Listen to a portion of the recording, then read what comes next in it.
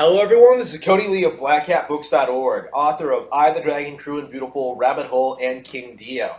Yet another red flag concerning Platinum Games has surfaced. I really need to put together like a compilation of all the weird red flags we've seen regarding Platinum Games and Bayonetta 3 at this point, because I haven't really seen anyone really talk about some of the weirder aspects of this. Like who do you know besides me who's bringing up like how they had to do a Kickstarter for a port of an already existing game, right? Like, isn't that shady? If it was anyone else, like people would have really called them out on it. But as it happens, they got a pass, and now it seems like we're beginning to suffer the consequences. So the other day, Helena Taylor was doing a Twitter thing, and people were talking to her, and she was responding to a lot of things.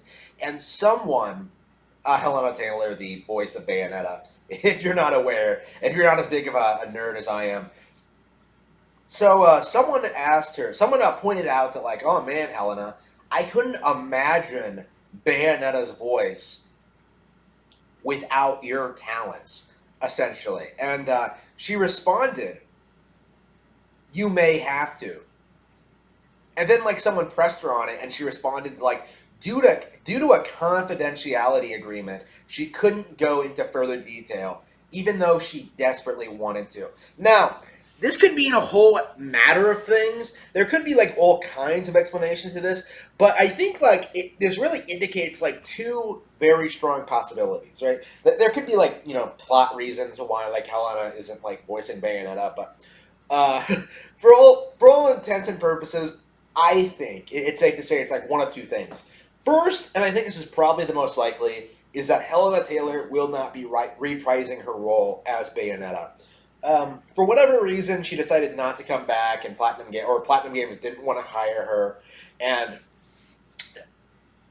it led to her like leaving the project to be replaced by someone else. Disappointing, but I would totally be fine with that. If it wasn't for like other things regarding Bayonetta 3, I probably wouldn't think all that much of it. Like it could be like a union problem. It could be a production problem. It could be like it could be all sorts of things, like a budget problem. Like there could be all sorts of reasons why she's leaving, right? Like why she specifically is not involved with this project. It's normal. It happens. Like Quentin Flynn didn't reprise his role in Henry in No More Heroes 3, even though fans were really adamant that like he needed to come back, and that ended up working out pretty well. So, like if this was a competently run company, like I would be thinking nothing of Helena Taylor leaving.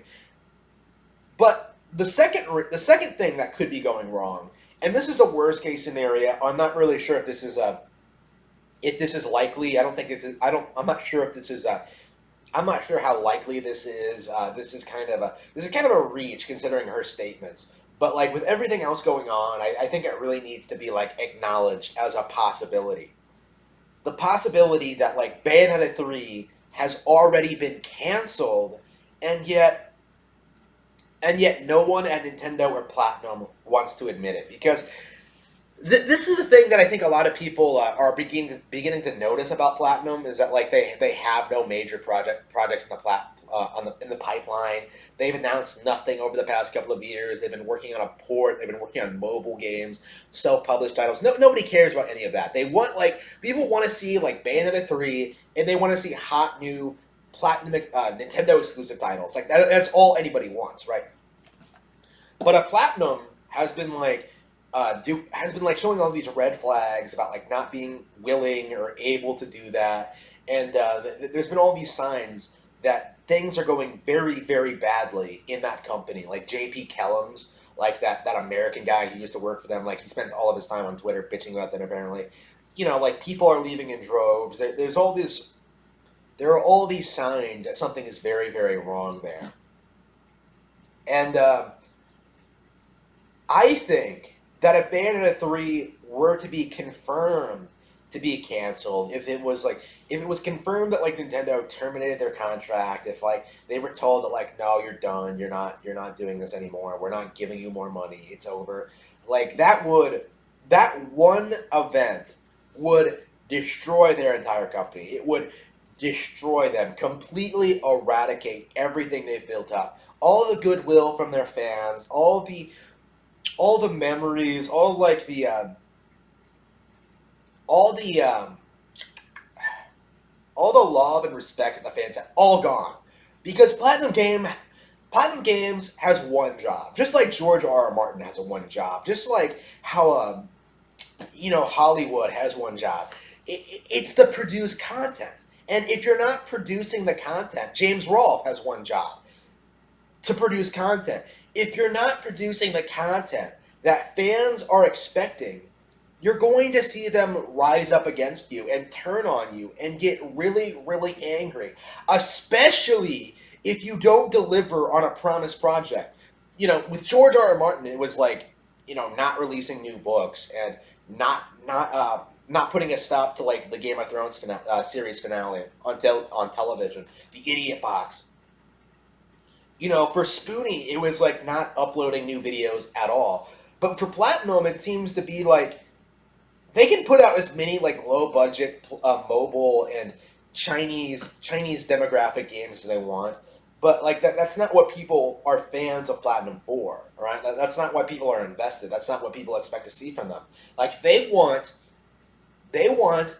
follow-ups to Bayonetta. They want follow-ups to games like Vanquish, like The Wonderful 101, like Metal Gear Rising, like Star Fox Zero, like all these great games that defined them within the first decade of their existence. But yeah, we're not in like the early days of Platinum anymore. Like at this point, they should be very well established. They should be throwing out projects left and right. They should be like they should have been putting out like they should have established new teams already. They should have they need to have like new directors. They need to have like new producers, new projects, new kinds of games. This is something I haven't seen anyone bring up. Is that like back in the day, they used to be putting out stuff like Vanquish, which is a third-person shooter, Bayonetta, which is a Devil May Cry like action game. Like you have like Infinite Space. I think that's a space building game. You have like Mad World, which is an arcade like beat 'em up, like all radically different kinds of action games, right? That all had like incredibly unique mechanics, looked and played great, and really stood out among the crowd of like stale derivative Call of Duty clones. Um, I don't see that from the company anymore, right? Like I've been talking about this a lot over the past couple of days, but we're at the point now where I think Platinum is like on the decline, and I think in the next couple of years it is going to go bankrupt. It is going to cease operations, and you're not going to see another Platinum game. And I don't regret that. Like I don't feel sorry for them. Like they had a very real opportunity to become successful as a exclusive Nintendo partner, but they shit on that opportunity in favor of chasing the multi-plat meme, as I'm calling it. Like this idea that like PlayStation and Xbox are superior platforms. No, that was never true. It never will be true. And Platinum is now reaping the rewards for pursuing that line of thought.